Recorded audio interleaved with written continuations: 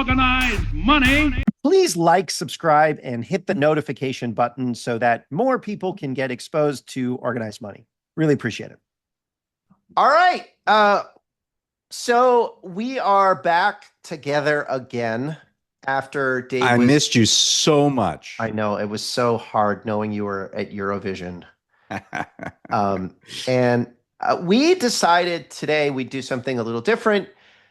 So we've done 30-ish episodes with guests. And I think today we're going to try to do some quick catch-ups on the themes that those guests talked about. And then we're also going to talk about the major America-shaping piece of legislation that is moving through Congress, which is, Trump's, what he calls its one big, beautiful tax bill. It's literally called, this is what the House passed, the One Big Beautiful Bill Act. That's which the name. I kind of respect that so much. But it's the problem with Democrats. They're like, this one big beautiful bill is terrible. He actually kind of figured it out. It's like, oh, that sounds pretty good. Why is it so beautiful? Okay. It doesn't sound terrible. Yeah, I know. It's like dating someone who's terrible but super hot, right? You get it. Like, I get why. All right. Well, but so we'll just go. We're going to talk about like those, sort of what's happened with surveillance pricing. Some legislation has passed, like utilities, TikTok, non-competes, PBMs, tariffs, Google, all that stuff. We've been interviewing people. We're recapping. The world has changed for you. We've been doing this for months and months and months, and things happen, and we can't go back to that podcast and say, "Hey, there's been an update," but there have been updates. Yeah, there have been things that have. So yeah, let's get people up to speed. Organized money. Okay. So I didn't realize that was the open, but yes. Okay, good. Yeah. No, that works. Right. All right. So we'll start with Google. How about Google? All right. What's going on with them? So we've had a lot of interviews about Google. It was our first episode. Our first episode was with Brody and Luke Mullins, the search monopoly. But then we also interviewed Doha Mekki and Jonathan Cantor, who ran the DOJ Antitrust Division and brought the cases. Mm-hmm. And Brendan, who's been at the trial as well. That is right. We also talked to Cory Doctorow. No. Brendan was at the Facebook trial. He was at the Facebook trial. We talked about Laurel Kilgore. Laurel was at the Google trial. Our court watcher. We also talked to Cory Doctorow about the in-shedification of the internet, which certainly includes Google. And so let's talk about it. What has happened sort of since we now are at the end of this remedy phase of one of the cases where Google is found to be a monopoly. This is the search case. And in the DC circuit, they've been, what was it, a 3 or 4 week trial? That has DC district. Sorry, not to get DC circuit is the appeal. I'm sorry. It's going to go to the DC. So it's in the DC district court. Yeah. You should apologize. And I'm very sloppy, and I'll blame the vacation.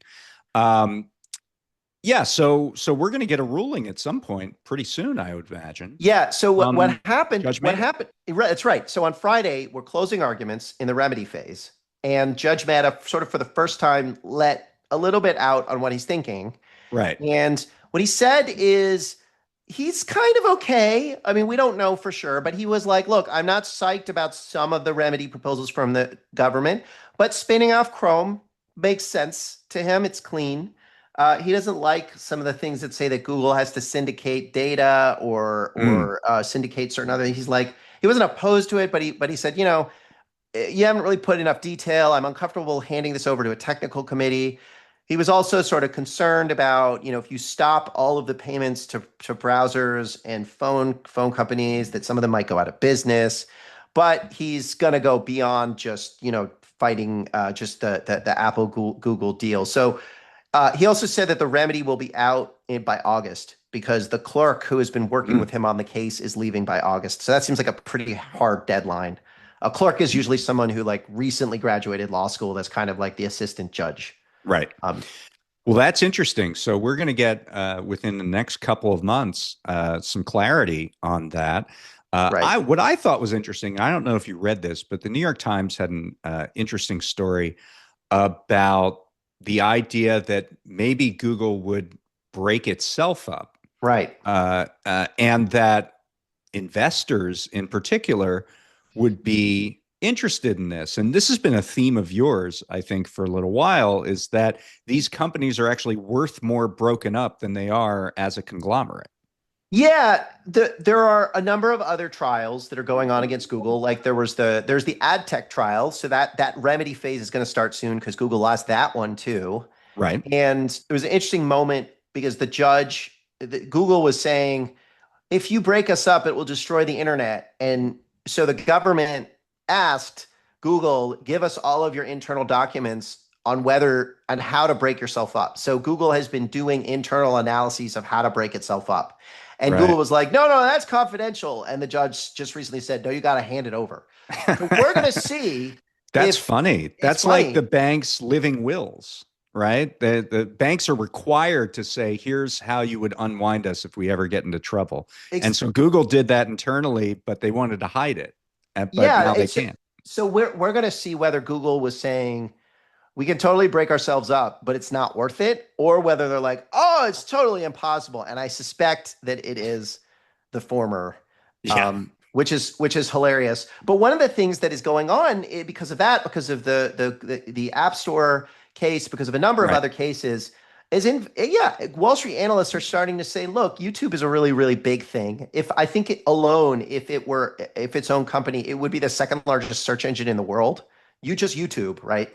Um, and And it's and growing as a not just a destination for programming, but as a cable company. I mean, I right. have YouTube TV, and its numbers have been growing and growing as a sort of So non linear so cable company. this would be a good business that people would want to invest in outside of the rest of the stuff. And then Google also has Waymo, which is a self-drive. It seems like has really promising technology around self-driving They cars. are, if you're in Los Angeles, you will see them everywhere.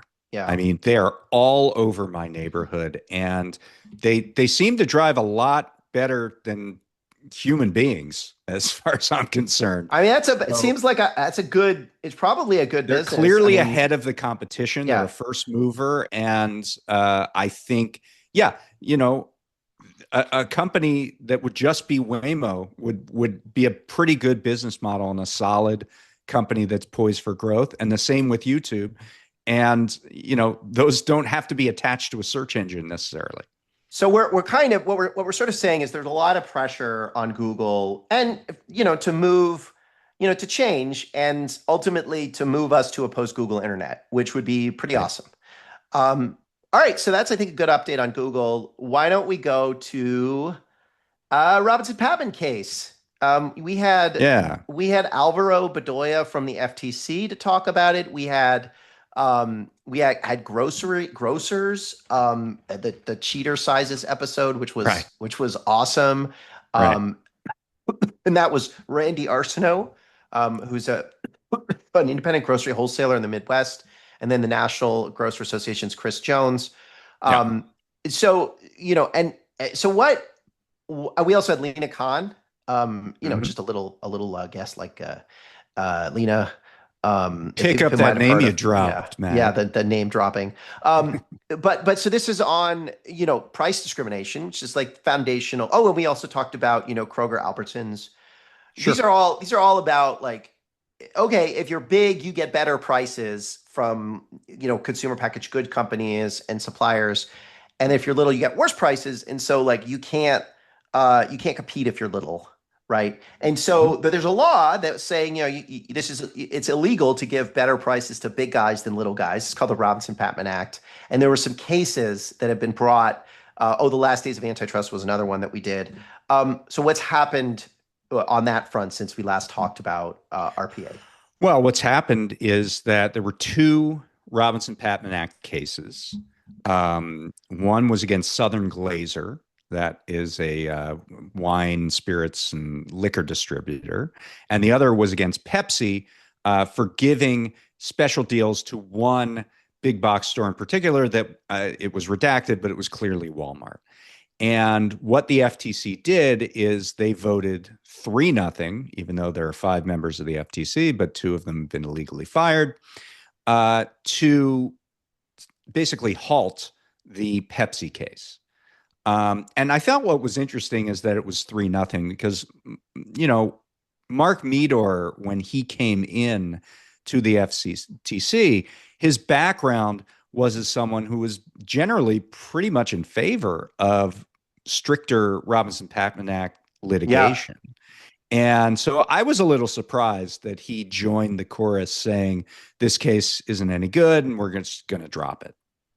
Yeah, and they were very mean about it too. Like the antitrust people, are very, they're not necessarily always nice, but they're passive aggressive. They're polite. Right. When they drop a case, they use like usually technocratic language. But this case, they didn't.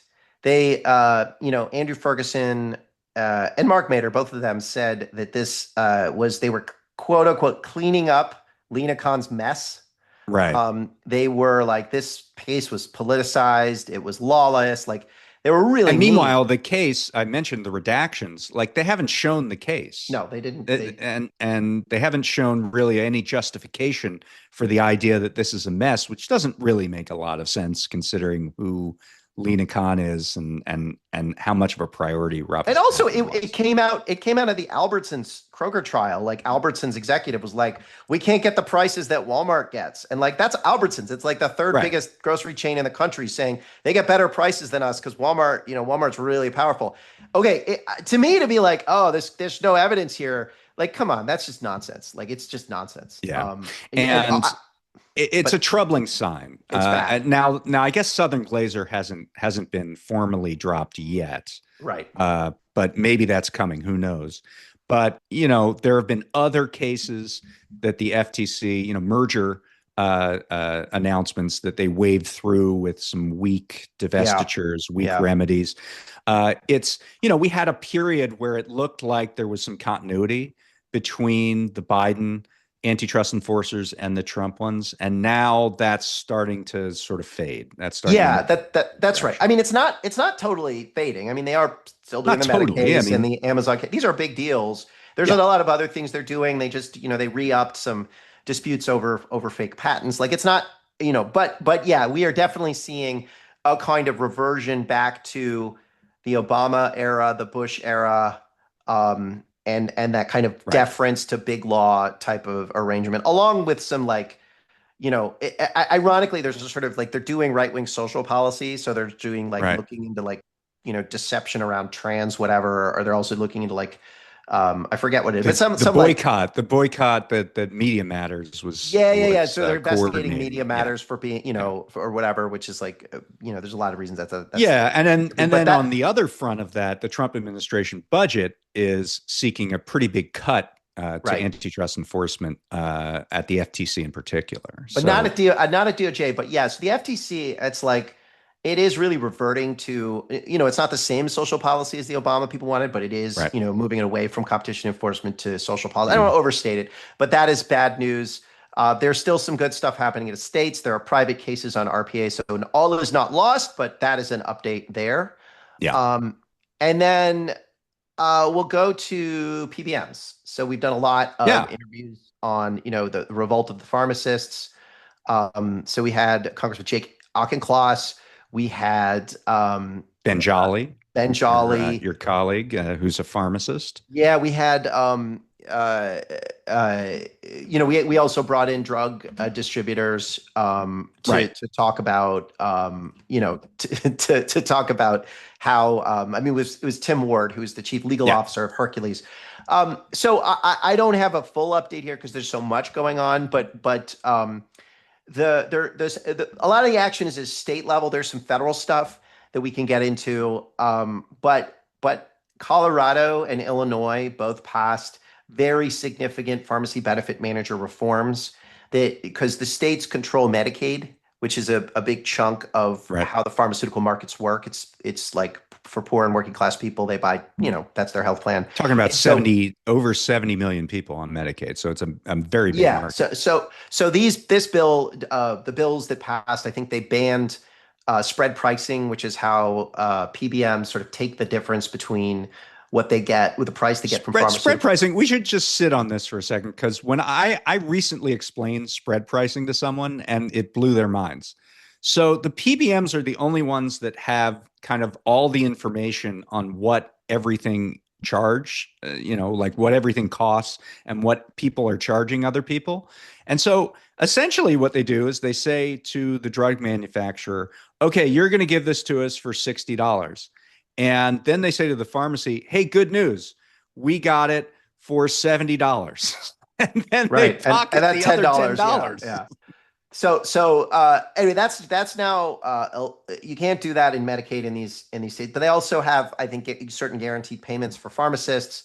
And there's This a also happened at the federal level, by the way. We're going to talk about the yeah, big, beautiful bill later, but there is a ban on spread pricing in Medicaid in that bill, yeah, and it's one of the few revenue raisers in because it right. saves money for the government if they're banning the spread pricing. So there another, and then there's just a bunch of states there where some of the stuff happened as well. But I think the biggest and most interesting attack was in Arkansas, which passed a bill and signed a bill that said you can only be a PBM or have pharmacy license, but you can't do both, right? Hmm. So that's a structural separate, it's a breakup. So they actually just went in and said broke up CVS and Yeah, United Health and the big, the Express right. Scripts. And this is And what's interesting there. I mean, it's Arkansas, so this might not be a fatal blow, really, because it's a smaller state, oh, it's a big but deal. it is a big deal. But what we've seen, here's why it's a big deal.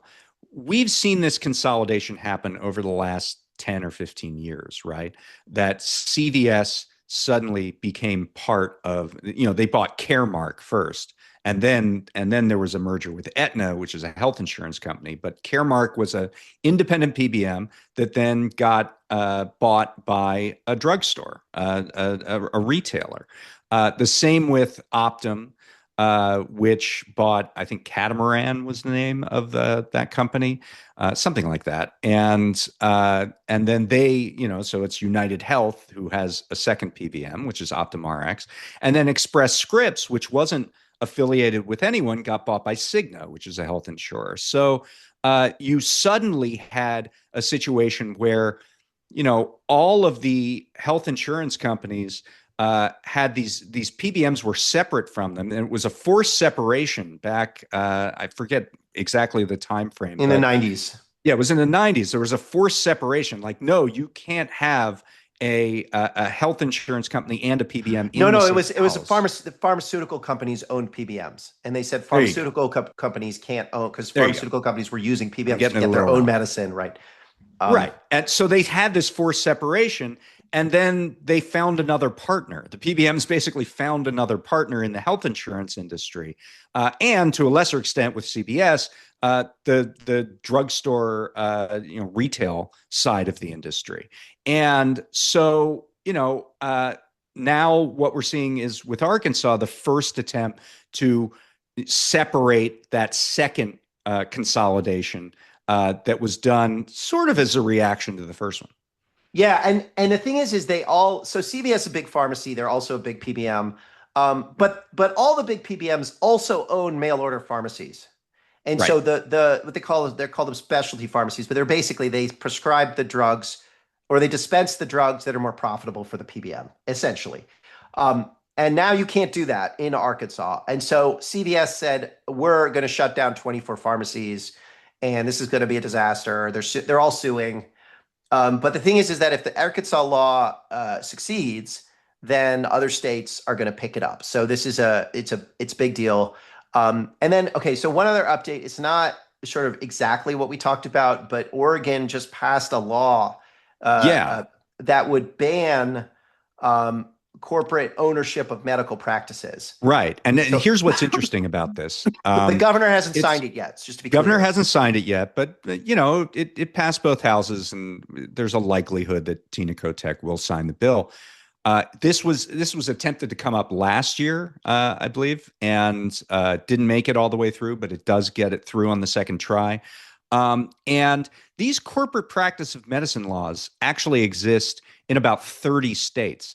They're just not very well enforced, and they're There are riven loopholes. with loopholes. Basically, the private equity firms hire a physician and claim that that physician is in charge of a particular medical practice when they're really just a rental. They're like a figurehead, and the private equity firm is really directing the activities of the practice. And what the Oregon bill would do is crack down on that. It's not a perfect bill. It has, it's limited in terms of its possible effectiveness.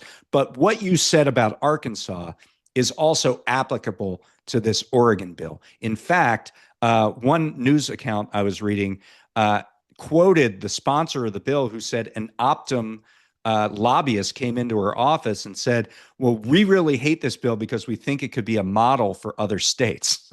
So they said the quiet part out loud here. And that's the promise of this, is that the bill is really designed to prevent this private equity infestation of healthcare. And Oregon is the first state to kind of take this step.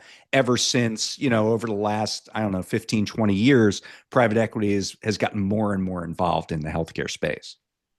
Okay, so let's go to surveillance pricing, which was Lee Hepner a couple weeks Yes, that ago. was your solo one while I was away. That was my first solo one. You left me, you abandoned me for 2 weeks. and So then and then you left and I did nothing. yes, So you are. I just want to, who's driving the boat of this podcast? It's That Mr. would be Matt. Stoller. That would be That would be stolen. Stoller, Stole Dog. Um, Please don't uh, call yourself that. I will call myself Stole Dog from now on. So there was a bill that Lee Hepner was helping with that passed one house in California. That bill says that if you are using an algorithm to set prices, to coordinate prices, and you are have some sort of coercive mechanism to get the participants to use that algorithm, then that's a form of price fixing. So this would be the kind of thing where it would be like, all right, if Airbnb type of arrangements, if they're saying, if you accept our recommended price, then we'll list you higher in Mhm. our search, then that would be like a form of price fixing. It doesn't say you Which can't happens all the time. It all the happens with time. credit card bills. Like there are these companies that say, "Hey, well, we can rate your credit cards," and they're all being paid by the credit card companies to push those cards up the list. So it's just not, it's completely biased information that we don't know about. So this bill would sort of attack price fixing within platforms, right? By and Yeah, large. interesting. So Verbo and Airbnb and Amazon and those, it would say you can't sort of centrally set prices. You have to allow independent pricing decisions. I mean, you can use an algorithm and say we suggest this price, but you can't have any enforcement. So there's no conflicts of interest there. So that's the gist of that bill, and it did pass pretty overwhelmingly in one of the California houses. So we'll see where that goes. Um, and now we Hmm. can go to. Do you want to go to the other California bill, or do you Well, want to do yeah, I mean, Calif? real quick, and maybe we'll do more on this because auto dealerships, I think, is a So this is really just a raw interesting. bad news thing that we're This going is to just talk a raw about bad to news bum thing, you but out. It has nothing to do with anything we I talked mean, about. last year the good news part of it was that California banned junk fees. Mm. Similar to some of the stuff that was done by the FTC administratively, they said you got to show all-in pricing. You got to, we're going to not allow Sorry. junk fees, Can I just interrupt for 1 second? please. That is so the Andrew Ferguson, FTC, Trump, they did allow the junk fee ban to go into effect. So they could have withdrawn that. They didn't. So that's a big Right. thing. So that was a big deal, and that means that all-in pricing is a reality Yeah. on event ticketing and Yeah. hotel reservations. Right. And you're already starting to see that. Like I just did a vacation, and you do see like the full Yeah. amount. And all Uh, these companies are bragging about, I think I saw like Expedia's like, we're now going to show you all in pricing because we love our customers. And it's like, okay, yeah, yeah, it's like you yeah, have to. It's like the thanks. old Chris Rock joke. Yeah, I take care of my kids. Like you're supposed to. yeah, yeah, You actually have to. right. So anyway, uh, but I heard about another bill. So we're happy about the junk fee legislation in California that passed. And basically the word of the legislature is we're cracking down on junk fees. But at the same time, this just this last week, by a 27-1 margin in the state Senate, California passed a bill that would uncap fees on dealer documentation fees for auto dealerships. When you buy a car, the car dealer says, "Okay, well, I'll send this information to the DMV and I'll get it set up with the loan paperwork and everything." And there was a cap on that fee of $85 in California. And under this bill, it would raise to $500 or 1% of the total price of the automobile. So over $50,000, it could be even more than $500. And who is this serving? This is serving absolutely nobody but the car dealers who already make tons of money on markups on the loan and optional extras and all kinds of things. I did a big piece last year on auto dealerships and how they scam people.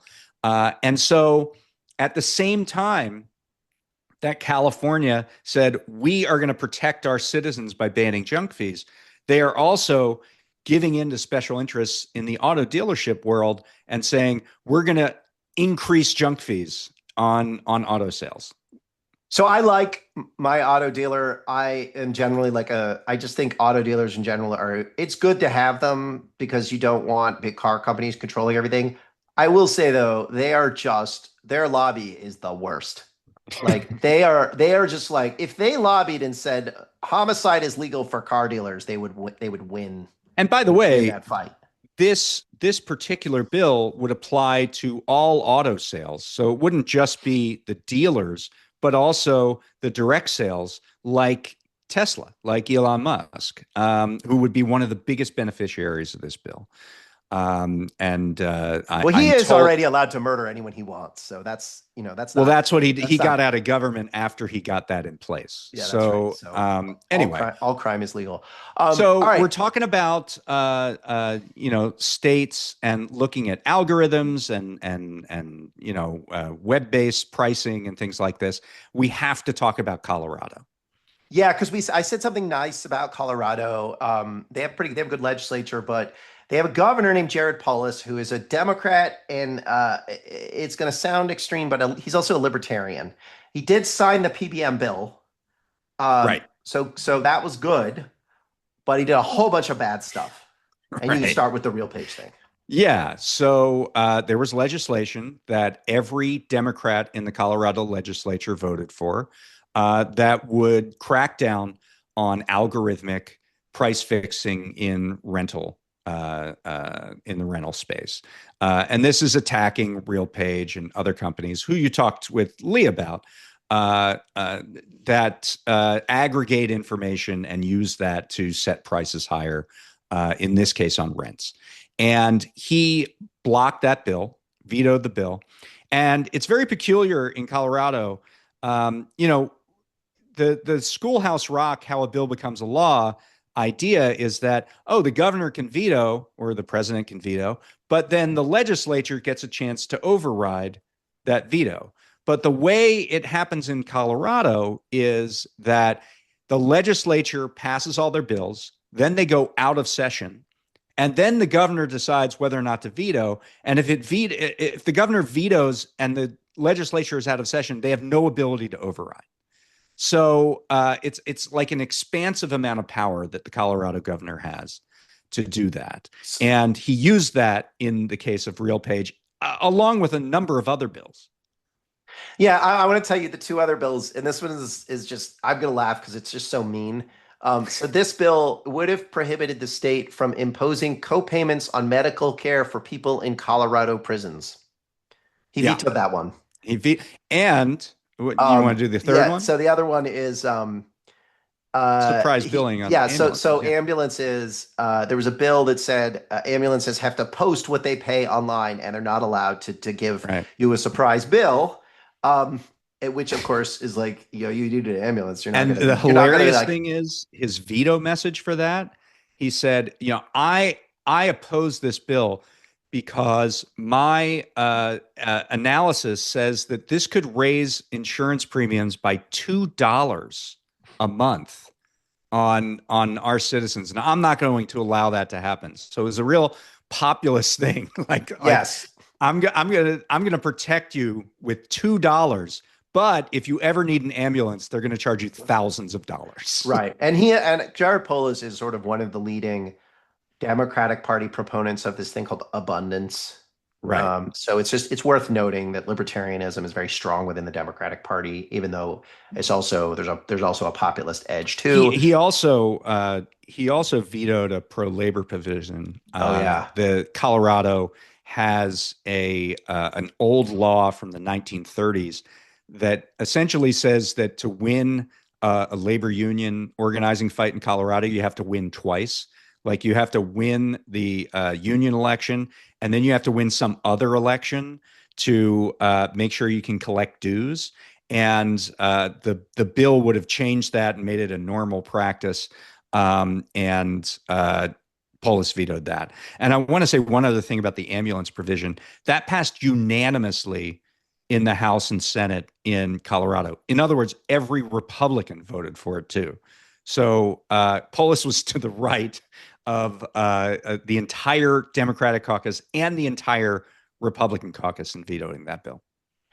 Okay, so we'll do a really quick update on tariffs. There's just so much, but we talked to Mike Beckham, who was the co-founder and CEO of Simple Modern, and we also talked to Viahart's Molson Hart. Viahart is a toy company about sort of the tariff doomsday stuff. So what has happened? I would say two major things. One is the Court of International Trade said that Trump's use Well, of before that, let's start. Like the day I left for vacation, the Scott Bessent and the Chinese negotiator were in Switzerland, and they paused the big Chinese tariffs that were causing all the problems. The 145% tariffs; those were put on pause for 90 days, and as a result, a lot of shipping has been restored. A lot more goods. I saw something yesterday that it's like a straight line up in terms of goods from China coming back into the United States, at least for now, probably in advance of any other tariff changes that might happen. right. And the other thing is that apparently, and this is something that Molson Hart was saying later after our interview, that like Walmart and Target and Costco, so the big guys, were kind of he implied they were given advance notice of the pause, so they Mm, actually kept ordering.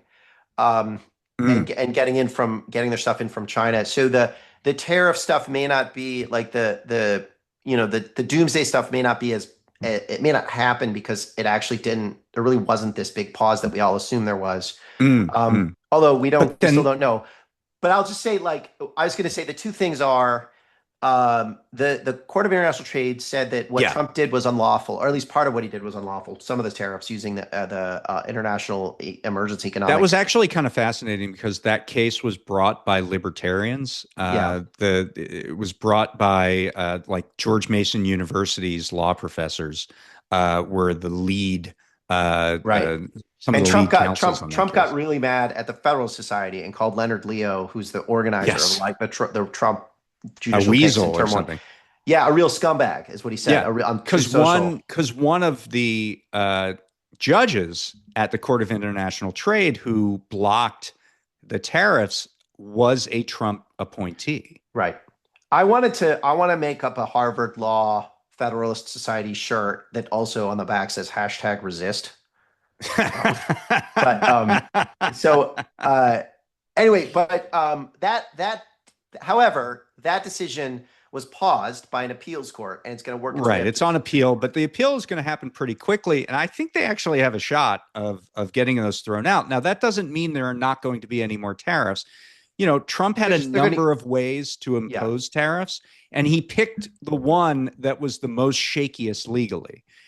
Because it was the fastest, because it would allow him to be the most comprehensive and to impose any tariffs in kind of unlimited But form wherever he wanted. so the other point, yes, he's going to go ahead and do what he wants to do. Yeah. So, I This mean, probably in won't, the right? absence of that, he can do. The But court even said, well, look, you can use this section of the Trade Act of 1974. You can do 15% tariffs on every country that we have a trade deficit with for 150 days. And then in the interim of those 150 days, they can do the fact finding that they have to do for Commerce Department or yeah, they USTR can. tariffs, and then they can impose those. So this doesn't end the tariff conversation, but it is kind of funny that he picked the only thing that Congress didn't delegate him the authority to do. So I think the other thing on trade is that this thing came out called the taco trade. So this is a phrase that Right. an FT columnist coined, which is uh, Trump Trump always always chickens chickens chickens out. out, and what it means is that when Trump first announced tariffs, the stock market would go way down, and then he would back out, and the stock market would go back up, right? But now he announces tariffs or says he's having negotiating issues or whatever, and the stock market doesn't respond because traders don't believe him anymore. Yeah, So they it's just think been he's this, cried wolf. yeah, Yeah. he's the boy who cried tariff, right? Like, so the Trump credibility on tariffs is gone. And I don't think that's a Wall Street thing. It is, they mock him on Wall Street. And so a reporter asked him about it and he got really mad. It Yeah. just reflects a broad view everywhere in the world, everywhere in the country that he doesn't mean it. And I think that really has reduced his ability to use tariffs as leverage. It has, but at the same time, now you see these normie Democrats like doing Taco Tuesday and like putting taco trucks up by the White House, and it's like they're really poking the bear here, right? Like we don't actually want him to do some of this stuff. It would be very destructive, and continuing to say, Trump, you chickened out, you chickened out, you chickened out. What if he doesn't one time? What if Wall Street is wrong? What if the Democrats are poking the bear? Like that's what Well, I'm a little bit concerned with. I guess I would note that I think there is a problem intrinsically. You can disagree with the tariffs or not, right? There is a problem with him constantly changing his mind. Oh, I think I 100%. think it would be I think it's a bad thing. So the idea of him chickening out, there is I don't think the uncertainty is a good thing. But we don't have to I broadly No, agree with it's you. not. It's not. And but what would be worse? Him saying, "Okay, well, I am just because you're calling me a chicken, I am going to do I just don't I 200% don't tariffs on China." I don't think he would do that because I think the bond market and the stock market is boss. I don't think he's That's interesting. he doesn't, I was surprised by him at first because he didn't seem to care that the markets were going down. Turns out he does care. I don't think he's gonna Right. I think he's just too constrained. All right, let's go to utilities. So this was Mark Ellis, and Hmm. we sent out an email on Monday about this, but Surfa, which is the group he was talking about, they sent us a kind of nasty gram. Right. Um, and but anyway, what's happened since Mark came out with his report, and then since the argument that he put out on our podcast, all over the country, there have been bills introduced from different people, Republicans, Democrats, saying, you know what, return on equity of we want utilities to send less money to Wall Street. We are not going to Hmm. give them the public utility boards, or we shouldn't give them higher rates of return than the ones they're getting. And a lot of reporters have picked it up. And so now there's a sustained campaign. And actually the chair of FERC, which is the national regulatory body, said rates of return are ridiculous. And so this is like, it has really picked up steam. It's gonna get more it's going to get worse because the campaign against it will get stronger because utilities are going to start raising rates like in really high because of AI. But the campaign to crack down on these high rates of return to Wall Street through utilities has really picked up steam since our interview Interesting. with Mark. All right, Um, let's move on. to TikTok. Do you want to talk TikTok? Well, let's talk about non-competes first. So, when we talked to Lena Khan, obviously we talked about non-compete agreements. You did another Yes, Courtney very Van Cott. good podcast when I was away with a woman who That was was a very involved in it. that was a sad story, Yeah, but a good story. But just shows how hard it is to use our legal system in general. And she was getting sued on a non-compete, and it was just really ugly and dealing with a 6 year fight. It shows that we really need these bans. Like you can't just do it through the courts because it's a right, nightmare. right. And so, we had a federal ban. The Federal Trade Commission put in place a ban, and then that got held up in court, and then Lena Khan left. I'm not sure exactly of the status right now Well, of there's a that case. lobbying campaign to get the current Trump FTC to defend the case in court. I am not optimistic. I don't think anyone is optimistic, but the states are still moving. So That's New the thing. York, Now, yeah, now the states have to act because the clearly the federal government isn't a reliable yeah. partner here. Now there's some bad news here too. Not just the FTC, but apparently Minnesota. There's a rumor that they are going to roll back part of their non-compete. And Mm, then, but the good news is that Connecticut has introduced a bill to ban some non-competes, not the high wage ones, but for most workers. And then New York has a really blanket non-compete. It would just ban them all. It would be the best law in the country. And that one got passed last time, but then the governor, Kathy Hochul, just vetoed it. So it's coming back. mm. And we'll see if she continues to do It'd be that. interesting if that becomes an issue. She has a primary challenger who's her own lieutenant governor, Antonio Yeah. Delgado. And it's a pretty populist issue, non-competes. Maybe that becomes a flashpoint in that Yeah, primary. I think that's a good it's a good point. And New York is quite a big state. So and then on the other side in Texas, well actually no, we won't go there because it's a slightly different topic. All Okay. right, last thing, TikTok. Yeah, we did a story.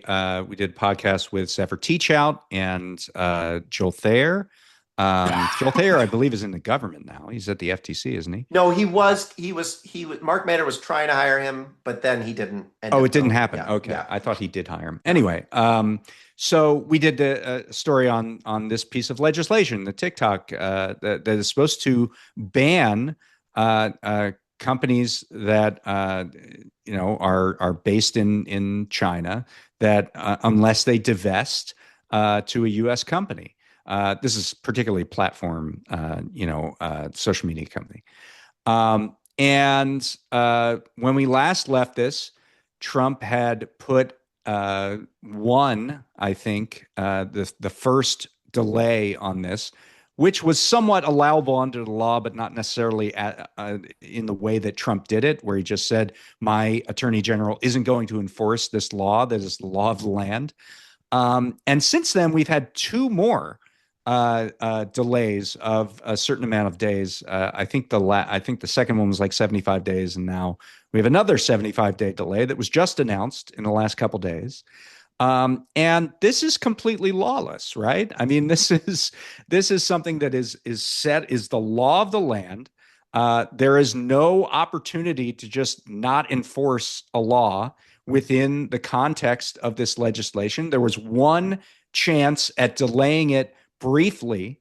Um,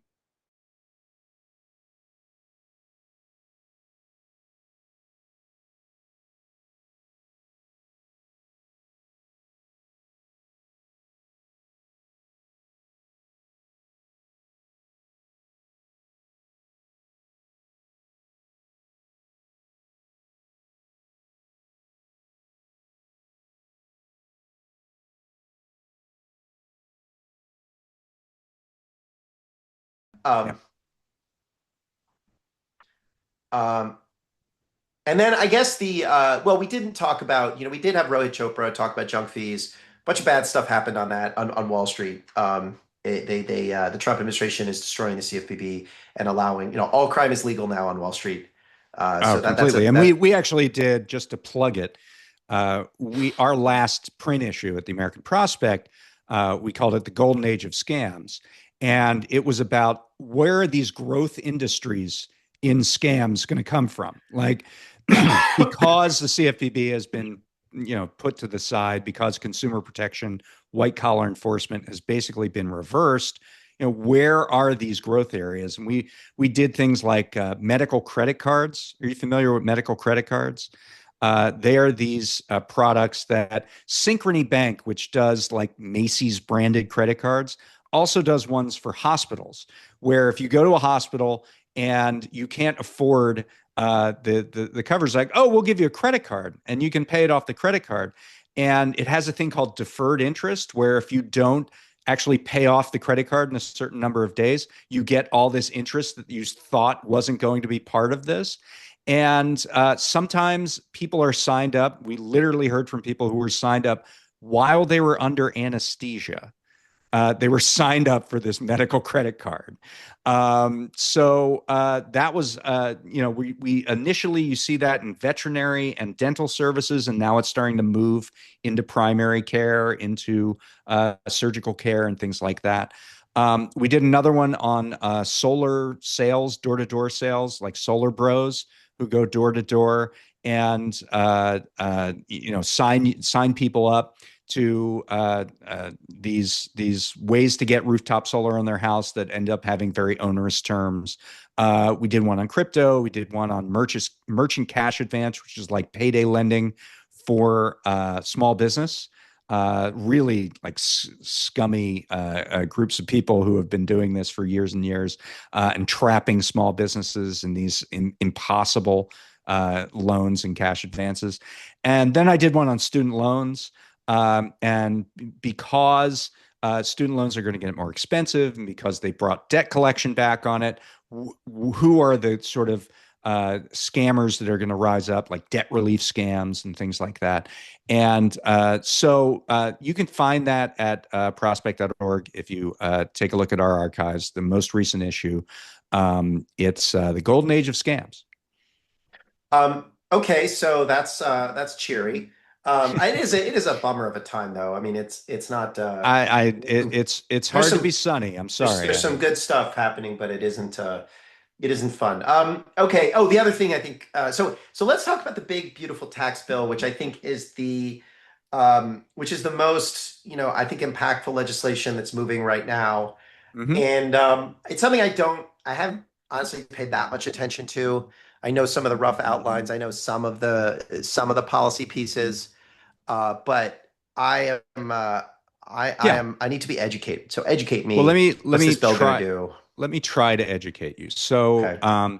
the Trump tax cuts from 2017, when he lowered taxes in a number of ways, some on ordinary people, but mostly the benefits accrued to the rich.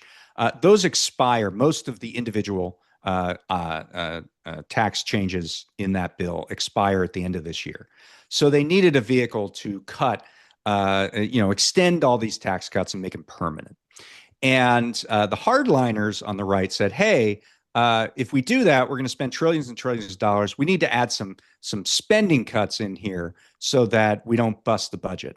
And they did add some. The problem is, during the campaign, Trump also asked for a number of different tax cuts that would increase the budget deficit even more. No tax on tips, no tax on Social Security benefits, no tax on overtime, and things like that. And in addition, a lot of Republicans who are from high tax states like New York and California wanted to make a change to something called the state and local tax deduction, which is something that if you itemize, so if you're wealthy, essentially, and you itemize your deductions, you can take the money you pay in state taxes off of your federal taxes. In 2017, they capped that at $10,000. That was the total amount that you could deduct. And that expanded now, I think, in the bill to $40,000. And that actually costs a massive amount of money. It costs like $700 billion over 10 years just to do what I just said. So basically, you have this agglomeration of a number of tax cuts, massive tax cuts, and then some spending cuts. And the spending cuts are to mostly social safety net programs. So you're talking about Medicaid, where there would be something like $800 billion in cuts over a decade. the affordable, you add Medicaid and the Affordable Care Act, and the estimate is 11 million people will just lose their insurance because of changes that are made there. Then the other big two cut areas are food stamps, supplemental nutritional assistance program, which will get about $300 billion in cuts, and student loans. Can I just point something about food stamps? One of the things I heard from the independent grocers is that food stamps are actually a really important source of revenue for them. And so that's actually a big, I mean, okay, yes, people need to eat and people are going to go hungry because of, whatever, blah, blah, blah. blah, blah, blah. But more importantly, independent grocers no, I mean, but well, actually, I mean, you can make that analogy also to the healthcare part of the bill, because Medicaid, because there's 70 million people on Medicaid, is a huge source of revenue for rural hospitals, smaller hospitals that are dotted all around the country. So if you cut Medicaid to the degree that millions of people have to go off coverage and lose their insurance, then you're going to kill the business model of a lot of these rural hospitals.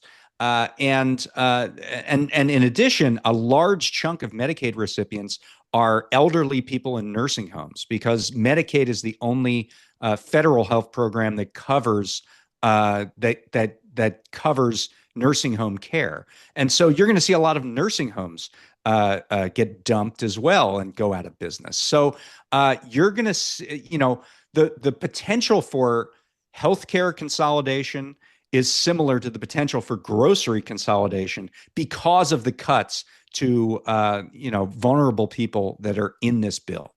And then the third thing I mentioned briefly was student loans. They're going to get much more expensive.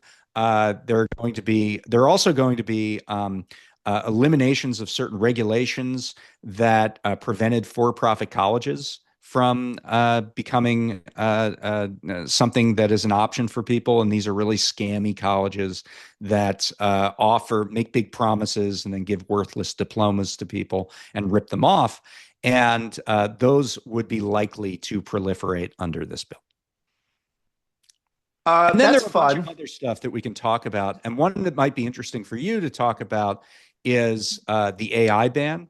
So there's a provision of this bill that, and it does it in a sneaky way, because this bill is being done under a weird process called budget reconciliation. And what that essentially means is that it's a budget bill and everything involved in it has to be about the budget. It can't just be policy. And so what they did was they did a $500 million appropriation to the Commerce Department to improve their information technology through the use of artificial intelligence, through AI. And then they said, and so that we're getting the most out of our investment, all states have to ban their AI regulation for 10 years. Or automated decision-making. So it's broader than AI. So this would ban things like, rules against RealPage. Yeah. But also, I think Utah has a bill that says that if you're talking to like a telemedicine therapist, that telemedicine therapist, if you're chatting, has to identify it. Has to identify whether it's real or not. I see. Yeah. Right. And now you wouldn't. That law is voided. If this bill passed. There are revenge porn laws.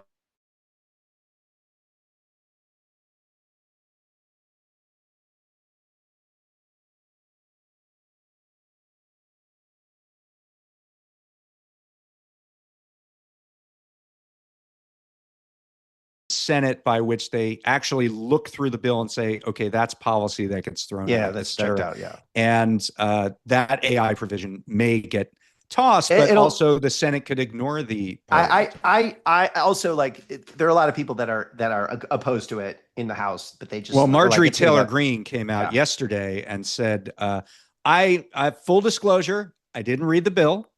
But I don't like this, and if this comes back to me, I won't vote for it. So I think starting to get some negative attention. I think that one's gonna go. And there's a couple of other things in there. I mean, one of the bad ones is that apparently there's a provision that says that if judges cannot enforce contempt orders against government officials, I think that's going to That's got That's to going to go. go to. That's a That's going to huge go to. deal. That's just basically saying the government, like the Trump, doesn't have to follow the law when a court rules against him, which is like Right. that's a little creepy and authoritarian. But that'll probably go. Um, But these there's some Medicaid good. cuts The and Medicaid and cuts, other things, I mean, there are some senators like Josh Hawley and like others who have said this would be really bad for hospitals in my state. This would be really bad right, for my constituents because, a lot of rural areas have a lot of people on Medicaid. A lot of red states have a lot of right, people on Medicaid. But at the same time, there are hardliners, particularly in the House, who say, no, we actually need more spending cuts. right, So right. this is kind of the And battle. Elon Musk just said that too. And Yeah, I think he's on the that's Tea Party side. what Yeah. they're going to say is these aren't Medicaid cuts. This is waste, fraud, and abuse. It's not cuts, right? So It's it's like gaslighting. I they're mean, just going to I lie can tell and you what they are. They're, no, no. because I trust you. We don't have to the go into it. But I work just want to. I requirements want to is the get into big a good. thing, There's which a is, good thing. I want to get into a good thing in the bill, which is there is some yeah, PBM reform in there. right. So again, the ban of spread pricing in Medicaid, which we talked about earlier. There's also, if you look at, there's something called NADAC. Yes. Basically, it's really hard to figure out what anything costs in pharmaceuticals because Right. there's lots of different pricing benchmarks and there are all these discounts off of the pricing benchmarks and rebates and whatever. But there's one reliable benchmark which is called NADAC. I forget what it stands for, but basically pharmacies have voluntarily hundreds of pharmacies send in to this agency like this is what we pay for drugs from a wholesaler, and then an agency averages that and says this is basically what the price is according to NADAC. So NADAC will now have a mandatory participation from pharmacies, and it will just get Hmm. them a lot more stronger and accurate. And I think it'll be basically the benchmark for pricing, and that's a big deal to actually get real prices for Right. pharmaceuticals. And these measures, or at least a version of them, were in the end of the year budget bill that was supposed to pass at the end of Yeah, 2024, and then they got blown out because right. Elon Musk said Said this the bill bill is is too too long. long. Yeah. Right. So that's good. And then the last, I think another bad thing, they also get rid of direct file. So this is the Yes. Intuit This monopoly. is an Intuit Yeah, so giveaway. TurboTax doesn't like the fact that the Biden administration created a government program to make it free to file your taxes, and which was called Direct File and was apparently very good. And you would just log in, and it had already pre-populated a return with your data on it because the government already has all your tax data. And then the customer support were actually just people at the IRS to help you. So it was popular. It was a Yeah. pilot program, so I think like 150,000 people used it. So of course this bill kills it on Yeah. behalf of TurboTax, and then instead of that, puts some money towards a public-private partnership with TurboTax or something. Right. So that's Yeah. just like helping Intuit and the TurboTax Yeah. people and And killing this popular good thing. there are a ton of things in this bill, but for the purposes of what we talk about on this show, for anti-monopoly purposes, I think that's a big one. I think the assault on rural hospitals and how they're not going to be able to deal with these cuts to Medicaid, and a lot of hospitals are going to go out of business. There's going to be a lot fewer providers, and there are a lot of hospital systems that are going to try to capitalize on that. Maybe a fire sale of these assets in rural hospitals across the country. So that's a big one. And then the other thing that it refers back to the utilities situation that you were talking about before is that. With the Inflation Reduction Act in 2022, there were a lot of tax incentives that were given to companies who engage in clean energy, who manufactured, installed, produced clean energy. And a lot of those go away in this bill. And Yeah, so the solar that's stocks have taken a big hit because of the solar bill. stocks. And then, I mean, that's fewer capital expenditures for utilities. They might not have to comply with certain structures, and it probably means a real boost to gas, to natural Mm, gas, mm. and that could lead rates to increase significantly. And so, the energy part of this is also very important. So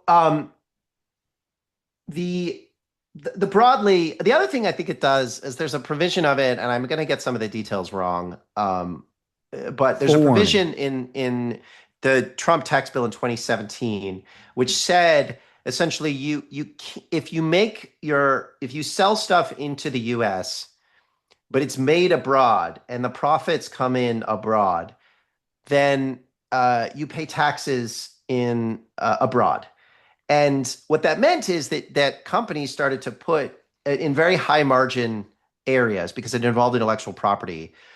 They started to move factories to low tax jurisdictions, particularly the pharmaceutical industry. So if you look now, the top seven pharmaceutical makers in the U.S., like Pfizer, Merck, AbbVie, et cetera, they all say they lose money in their U.S. operations. Okay, because all of their profits are now booked offshore.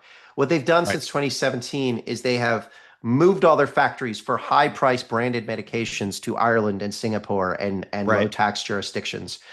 And so, Trump is saying, oh, we need to put tariffs on pharmaceuticals. And it's like, there's actually a tax incentive in the first Trump tax cut, which gets continued by this one, to move this stuff offshore, and then he's going to tariff it, which is like driving It's a the worst car. of It's both like worlds. two Yeah. steering wheels going the opposite direction. So Right. there's stuff in this bill to like that actually fosters offshoring.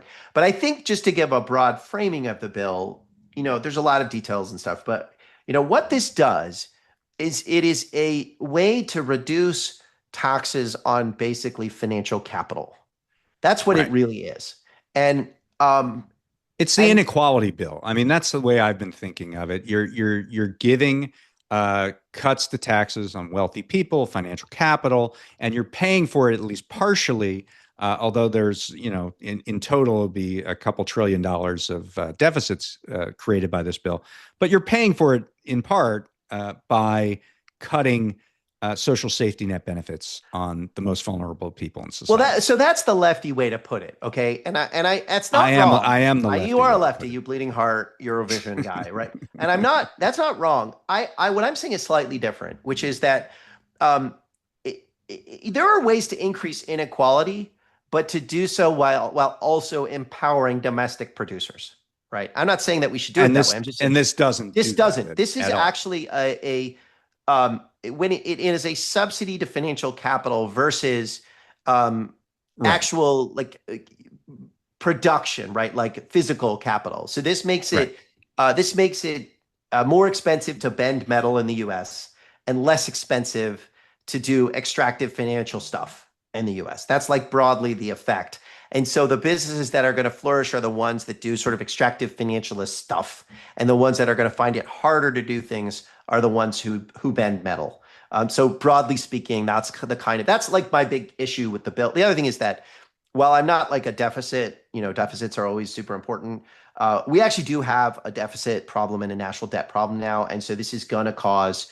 I think that adding Well, this on I is going to agree. cause And then problems. I agree. And interestingly, um, to the extent that there are problems for the bill, they are probably coming from the bond markets. Yeah. They're probably coming from people finally making the point that we're not in a recession right now, and you're adding $3 trillion of debt. This is not the time when you're supposed to be doing that. Yeah, so there's a kind of like disjointedness to this approach, which I think could be really problematic for Trump and the Republicans because they basically just haven't decided. They're trying to go in different directions at once, right? Right. So the point here, my point is not, oh, this is sad, right? This is a bad thing to do. I do think it's a bad thing to do. I think it is sad. I am a lefty. But I also think there's an operational issue here where they're not choosing to go in one direction of a particular bad direction. They're trying to go in two different bad directions Right. that are and that's not stable. It doesn't And work. you could say that about the tariffs as well, right? I mean, the Yes, I think that's direction, the positive direction for tariffs, the positive case would be we're trying to spur manufacturing back in the United States, right. but the tariffs that have been imposed also impose tariffs on components that That's United right. That's States right. manufacturers need, and while also not adding any kind of investment capital or anything to get U.S. manufacturing off the Yeah, ground. that's right. There's a lack of coherence here, which I think is gonna undermine the ultimately the legislation. And I also think it's like it's a real um, uh, it's it's a real indictment. I think it's a failure of the populists on the right, this bill, and actually a lot of things that are going on in the Trump administration. It's a real reversion to the Paul Ryan Yeah, worldview, right? yeah. I mean, the most prominent comment on this bill from someone in the Republican Party is Senator Joni Ernst when she went out This is into a town amazing. hall meeting. And one of her constituents said, you know, people are going to die because of this bill. And it's true. There's like Yale put out a study said 51,000 people will die every year because of this This is the bill. Because Medicaid. Well, Williams, if Yale says it, then it's well, if Yale true. says it's Yeah, true, yeah. right? But if But you can't actually, go to the doctor, some it's people are going to fully die. reasonable. No, Like, yeah, and not also crazy. there's a change that we didn't talk about to the minimum staffing requirement in Oh nursing yeah, homes. right. That will, you know, and nursing homes, they're a bit of a cartel, and they will slash the amount of people who are caring for your grandmother. I think we could say if you provide less medical care to Yes. people who need medical care, you're going to have more deaths. I don't think Anyway, that's so Joni Ernst was confronted and said, and this person said people are going to die, and her response was, well, you know, we're all going to die.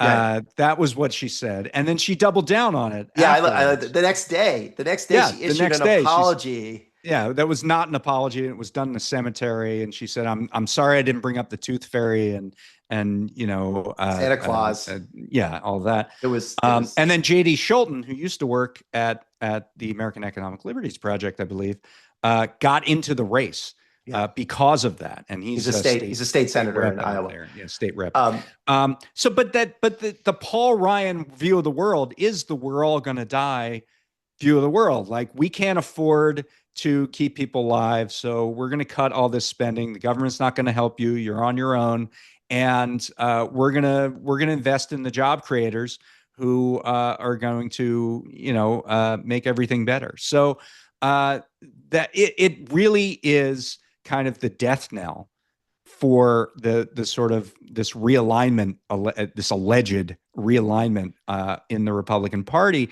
And you know, interestingly, Hawley, who is someone who has been associated with that sort of realignment movement, is one of the louder voices saying we can't cut Medicaid. We're going to lose elections if we cut Medicaid. yeah, I mean, I guess it is.